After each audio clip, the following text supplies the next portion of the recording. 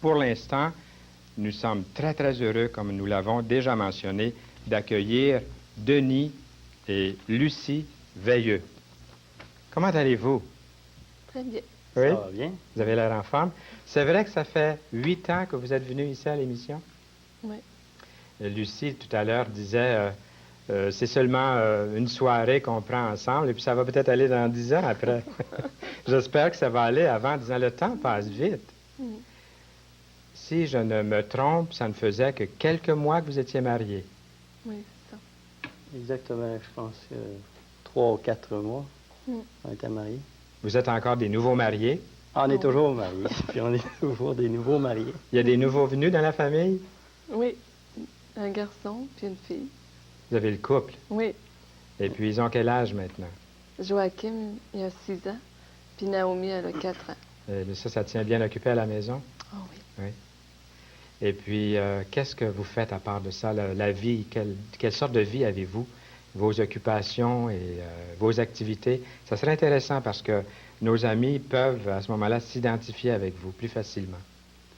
Moi, je travaille dans la question de l'imprimerie.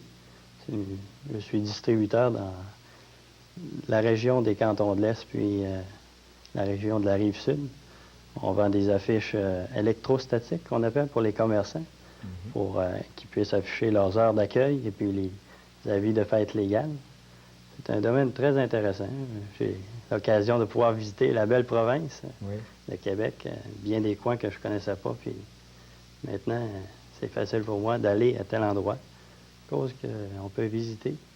Qu'est-ce que tu en penses, toi, Lucie? Est-ce que Denis est trop absent de la maison, là? Ou... Non, Non? pas du tout. C'est bien arrangé? Ah oui. On se voit plus encore. Oui, Oui? c'est ça. Comment vous Avant, avez... il travaillait dans un magasin, puis il rentrait pour dîner et pour souper, puis je le voyais moins que maintenant. Maintenant, il part 2 à 3 jours, mais les moments qu'on a ensemble sont plus précieux qu'avant. Fait que on regagne là-dessus. Et puis les 2 enfants sont très contents aussi de vous avoir à la maison, tous les 2. Mhm. Mais tu utilises ton temps avec la famille principalement ou... C'est ça, la famille et l'Église. Oui? Je m'occupe. Vous êtes bien engagé dans l'Église? Assez. Oui. C'est assez engageant. Oui. Formidable. Ouais. C'est une chose aussi, tantôt, que Lucie mentionnait concernant lorsqu'on est à la maison. Des fois, lorsque je travaillais dans question de gérance, je pouvais travailler 45 heures par semaine, aller dîner et souper. Mais par contre, on peut être à la maison, puis notre cœur n'est pas avec notre famille. Alors maintenant, quand je suis parti 2-3 jours, quand je reviens, je suis vraiment avec eux. C'est là la différence. Puis c'est pour ça qu'on dit qu'on peut se voir plus, même si je vais à l'extérieur. Bien, c'est un beau témoignage que vous démontrez de pouvoir vivre votre vie de couple en famille. Et ça fait des années qu'on s'est vus, puis je vois que ça continue. Le Seigneur vous a vraiment béni, vous accorde une vie. Lucie, elle tient bien son beau. Oui? Ah, c'est bon de donner aussi crédit à qui mérite. Ouais. Bien, parlez-nous un peu. Moi, quand je vous ai connu, vous êtes de la région de Montmagny. Mhm. Alors, les gens du bas du fleuve, vous allez être fiers de savoir que nous avons des gens de votre région, une belle région. Et ça ne faisait pas très, très longtemps que vous étiez, que vous lisiez la Bible. Vous ne vous êtes pas toujours intéressé à la parole de Dieu. Mais moi, j'aimerais savoir comment vous viviez autrefois. Et laissez-nous savoir un peu ce que vous ressentiez, comme la première fois, par exemple, que vous avez rencontré des chrétiens là, qui lisent la Bible. Comment vous les avez perçus, ces gens-là? Comment se fait-il que vous vous êtes embarqué dans la Bible et puis dans le Seigneur et puis dans toute cette vie-là? Vous êtes jeune, vous êtes beau, vous avez l'avenir devant vous. Comment viviez-vous autrefois? Et ce que vous ressentiez au profond de vous-même à cette époque? Vas-y, je te laisse là. Ben, moi, à l'âge de 14 ans, j'ai commencé à sortir, puis à faire la vie, comme on appelle. Tu sais. J'ai commencé à prendre la drogue, puis j'en prenais beaucoup. Oui. Puis jusqu'à l'âge de 18 ans. Puis j'aimais et je me sentais bien là-dedans. Je cherchais pas Dieu. Puis pour moi, j'étais une personne qui était bonne, puis je faisais pas de mal à personne, puis je respectais beaucoup les gens autour de moi. J'étais heureuse. Le fait de prendre de la drogue, ça n'enlevait pas des qualités profondes qui étaient déjà là et que... Non. Non, parce que mes pratiquer. parents, ils m'ont donné la base, ils m'ont bien élevée, puis j'avais cette base-là quand même. Mais ça devait leur faire beaucoup de peine quand même de voir leur fille prendre de la drague. Et Ils puis, ne savaient pas. ils ne savaient pas. Je faisais ça en cachette. Ouais. Hum. Puis quand ils l'ont découvert, j'ai menti. J'ai fait un théâtre pour leur dire que je n'en prenais pas vraiment. Ils se sont aperçus que vous preniez de la drague à cause de votre comportement ou si c'était pour une autre raison que finalement ils l'ont su? Il y a des gens autour de moi qui l'ont dit, qui sont venus trouver mes parents, puis ils l'ont dit. Ma mère a trouvé aussi de la drogue dans mon sac à main. Je pense que vous alliez dire du pot. Oui, c'est ça. Ouais. Dans mon sac à main, puis encore là, j'ai menti. J'ai dit que c'était à un de mes amis, que c'était pas à moi. Lui, il y avait pas de... J'ai dit qu'il n'y avait pas de poche pour le mettre. Donc, il a dit, mets ça dans ton sac à main. Fait que c'est ça. Puis ça a passé. Mes parents, ils m'aimaient tellement, puis ils auraient tellement pas voulu que ça m'arrive, qu'ils croyaient ce que je disais, sans aller trop loin, parce qu'ils voulaient pas savoir, je crois. Ouais. Et puis, plus qu'on est au confessionnal, c'est à ton tour, Denis. Moi, j'étais... On n'est pas au confessionnal. Non. Mais on est en train de voir comment le Seigneur vous a transformé pour sa gloire. Puis pour ça, bien, il faut savoir un peu ce qui se passait avant. Mhm. La façon que je vivais, c'était... Moi, j'étais une personne très religieuse et qui menait une bonne vie. Disons que j'étais un bon garçon, comme on dit.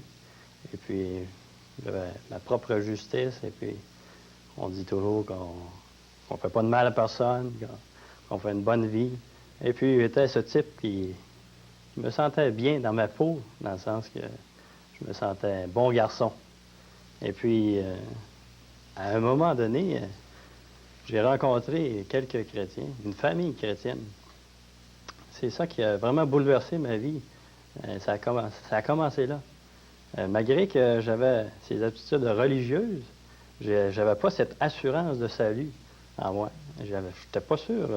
Question du ciel, c'était inconnu. J'étais ignorant dans ces choses-là. Vous y pensiez à l'éternité, donc, au salut puis au Seigneur, puisque... Je ne pensais pas à l'éternité. Je pensais à des actes religieux, à faire de la bonté envers moi, puis envers différentes personnes. Cette famille-là vous a vraiment impressionné, là? Ça m'a impressionné parce que j'ai retrouvé une caractéristique de, quand on dit des vrais chrétiens. Ah, c'est ça, des vrais chrétiens. Alors à ce moment-là, c'est là que ça a commencé. Moi, j'avais jamais entendu des prières spontanées du cœur. Merci Seigneur pour différentes choses. Et puis d'autres choses aussi, la question de rendre grâce pour le repas. Pour moi, c'était démodé, ces choses-là. Alors, je vivais dans une culture religieuse, un Christ historique, mais le Christ de la foi, comme Thomas l'a expérimenté. C'est dans ce sens-là, surtout, quand j'ai rencontré ces chrétiens-là, avec ces mains chaleureuses qui m'accueillaient. Bonjour, toi, comment ça va? Puis, il me parlait du Seigneur, naturellement. Et puis, c'est ça qui m'a vraiment fait la différence entre religieux puis connaître le Seigneur. On peut connaître Dieu lointain. Ça peut devenir un ami profond. C'est ce qu'il est devenu. Oui. Moi, ça m'intéresse maintenant de savoir où c'est arrivé, là. À quel moment c'est arrivé, ça, pour toi, Lucie, puis ensuite pour toi aussi, Denis, cette nouvelle naissance. Là, on s'est arrêté tantôt à...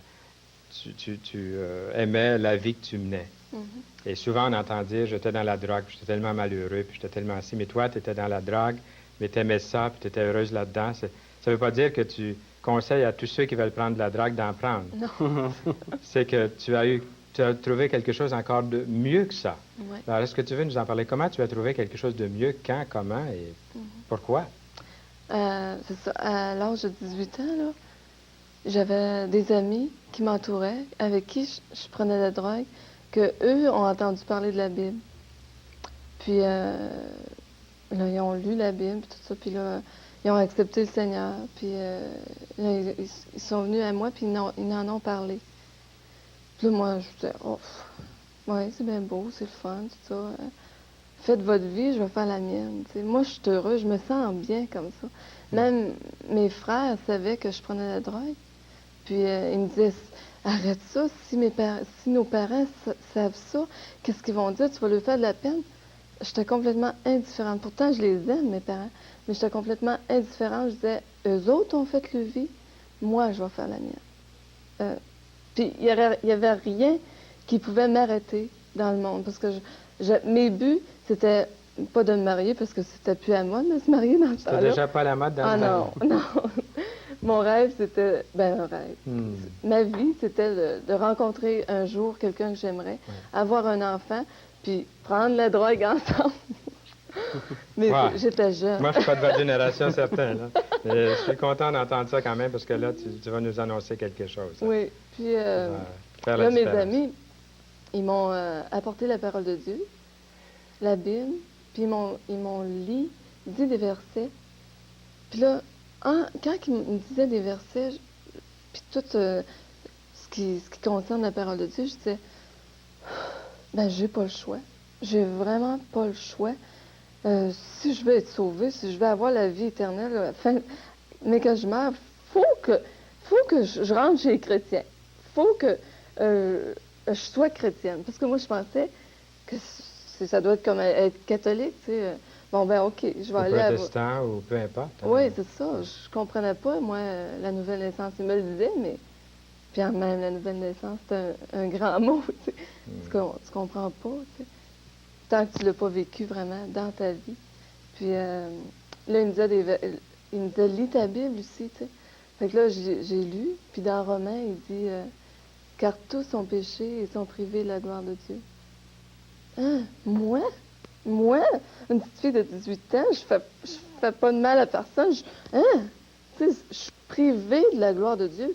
Puis je priais Dieu, je disais mes 12 Juste le Marie avant de me coucher. Puis mon autre père. Mais c'est pas parce que je prenais de la drogue que j'aimais pas Dieu, tu sais. Je l'aimais, puis je voulais aller au ciel. Puis quand j'étais mal pris, quand je faisais des back trips, comme on appelait, je criais à Dieu, viens me chercher, j'ai besoin de toi, mais juste dans ce temps-là. Puis qu'est-ce qui est arrivé là pour que vraiment ce changement ait lieu à un moment donné? Brièvement, très brièvement, parce que j'ai hâte de savoir ce qui est arrivé à Denis aussi. Par ces versets-là, puis dans Romains 3, 10, il n'y a point de juste, pas même un seul, tous sont pervertis, tous sont égarés. Là, je disais, j'ai pas le choix. Il faut absolument que je rentre chez les chrétiens, tu sais. Fait que là, donc, j'ai accepté ça. J'ai dit, je vais aller à leur réunion, puis je vais lire ma Bible. C'était super fardeau pour moi, lire la Bible, c'était plate. Puis là, j'ai dit, je vais faire ça, tu sais. Jusqu'au jour où le Seigneur m'a mis au pied du mur, puis il m'a fait réaliser que j'étais vraiment une pécheresse. Il m'a fait... Là, j'ai dit, je vais arrêter la drogue, tout ça, puis j'en prendrai plus. Puis là, j'ai retombé. J'en ai pris. Puis même si j'étais partie, là, comme on appelle, le Seigneur, il me redisait tous les versets de la Bible. Puis là, il disait, Gaëlle aussi, t'es vraiment comme ça. Tu peux pas par toi-même aller au ciel. Fait que là, j'ai accepté Jésus-Christ dans mon cœur. Eh bien, c'est vrai que les femmes parlent beaucoup, hein, Denis? Mais non, excusez-moi. Hein, les hommes, ils parlent autant. Vous demanderez à mon épouse, elle en sait quelque chose. Mais Denis, je te donne la balance du temps de notre entrevue. Là. Comment c'est arrivé pour toi pendant une couple de minutes? Revenant dans la petite histoire de tantôt, c'est concernant lorsque j'ai rencontré les chrétiens pour la première fois. Ça m'a vraiment emballé et j'ai vu vraiment cette lumière qui brillait dans ces gens, puis cette sincérité de cœur, ces choses-là. Mais il y avait une chose que, pourtant, moi, je me sentais comme eux autres. Je me dis, moi aussi, je suis chrétien. Mais petit à petit, j'ai commencé à pouvoir aller aux réunions, à voir qu'est-ce que c'est, la réunion de prière. Et puis, il y a quelque chose qui me bloquait. Je ne savais pas si...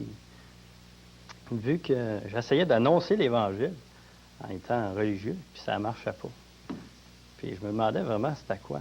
Jusqu'au jour où des personnes, durant une réunion de prière, ils ont prié pour moi.